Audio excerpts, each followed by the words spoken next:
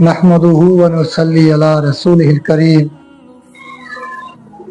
أما بعد أعوذ بالله من الشيطان الرجيم بسم الله الرحمن الرحيم ألف لام ميم ذلك الكتاب لا ريب فيه هدى للمتقين صدق الله العلي العظيم وقال النبي صلى الله عليه وآله وبارك وسلم بلغوا عني ولو كان آية او كما قال علیہ الصلاۃ والسلام۔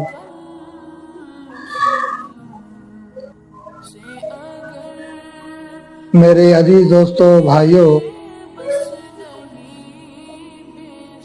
دنیا کے اندر ہر چیز کے حقوق ہوتے ہیں، جیسا کہ والدین کے حقوق ہوتے ہیں، اولاد کے بھی حقوق ہوتے ہیں، پڑوس کے بھی حقوق ہوتے ہیں، رشتہ داروں کے بھی حقوق ہوتے ہیں، بھائی اور بہنوں کے بھی حقوق ہوتے ہیں۔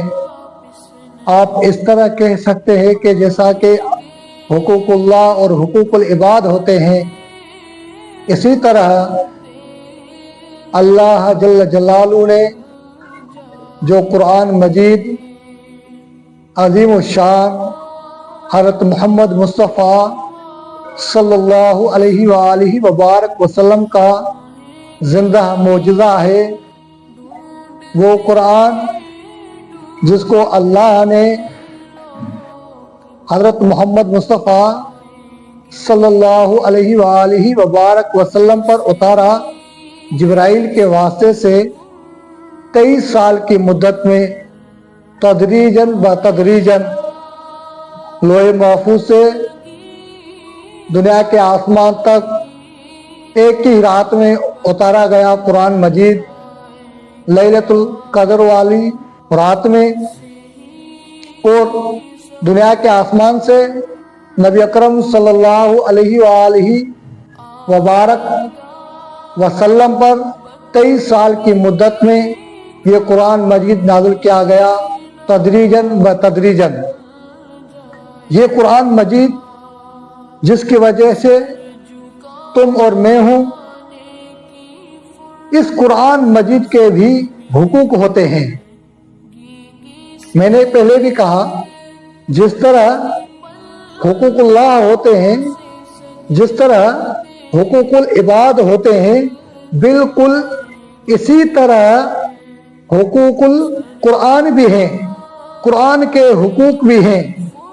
افسوس قرآن کے حقوقوں کا مسلمانوں کو پتہ نہیں، جس وجہ سے مسلمان اس دنیا میں ہیں، جی رہے ہیں، کھا رہے ہیں، پی رہے ہیں، دنیا میں عیش عیاش کر رہے ہیں، صرف یہ محض قرآن مجید کے صدقے جو نبی علیہ الصلوۃ والسلام کا معجزہ ہے۔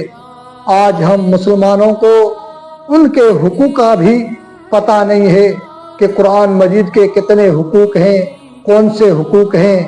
اس بیان میں جو میرا ٹاپک ہے، عنوان ہے، اس میں میں جو آپ کو بتانے جا رہا ہوں وہ ہے قرآن مجید کے حقوق۔ قرآن مجید کے حقوق کتنے ہیں اور کون سے ہیں؟ قرآن مجید کے حقوق 5 حقوق ہیں۔ کتنے حقوق ہیں؟ 5 حقوق ہیں، کہ 10 12 20 نہیں ہیں، صرف 5 حقوق ہیں جو ہر مسلمان پر لازمی ہے کہ ان کو یاد کر لے۔